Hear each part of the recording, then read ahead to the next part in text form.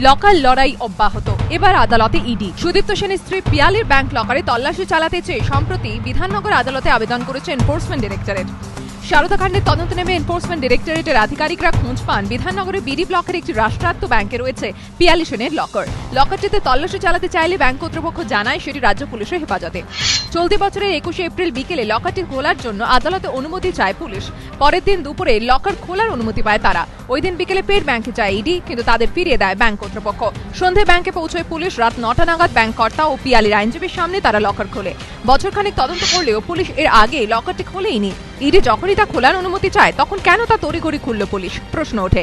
পাশাপাশি বিধাননগর পুলিশের বিরুদ্ধে তদন্তে অসহযোগিতার অভিযোগ তোলে ইডি।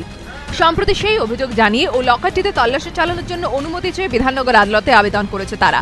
ইডির দাবি, লকারে তল্লাশি চালালে বেশ কিছু গুরুত্বপূর্ণ তথ্য পাওয়া যেতে পারে। প্রকাশ সিংহ রিপোর্ট, এবিপি আনন্দ, কলকাতা।